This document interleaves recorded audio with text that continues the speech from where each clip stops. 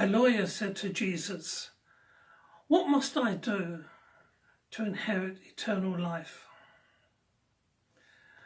And Jesus said, "You know the law. What does it say?"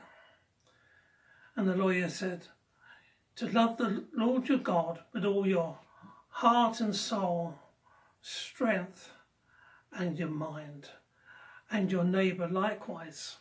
And Jesus said, "You have answered correctly." And he went on to tell a story of a man who went from Jerusalem down the dusty road to Jericho. And inside this folder I've got some pictures of some of these characters. Okay. And let's see who we got.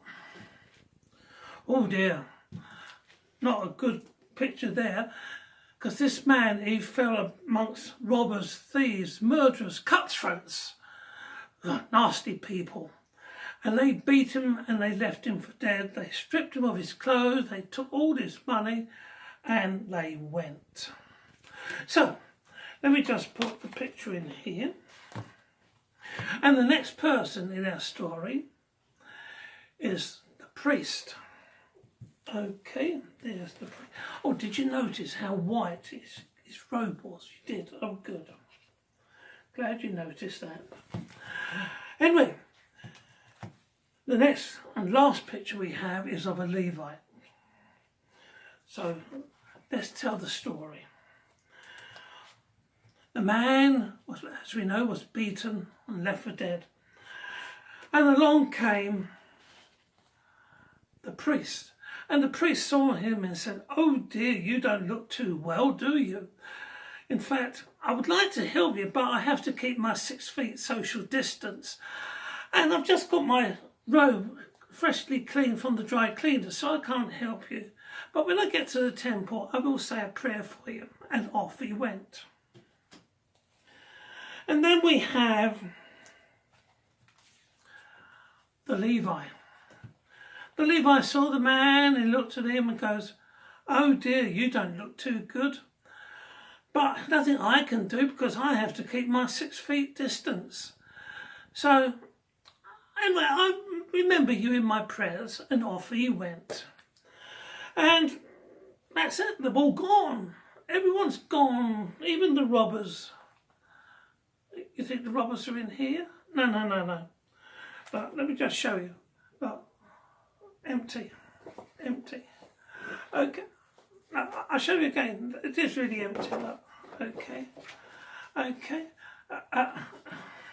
Yes, there's nothing there. No, absolutely nothing.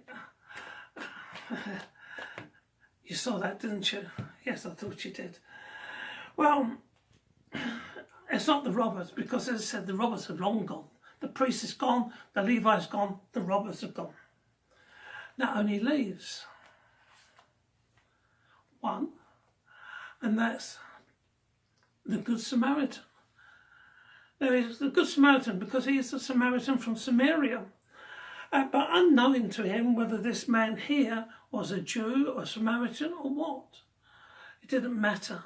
He just put on his face mask and went and tended to his wounds and then put him on his horse.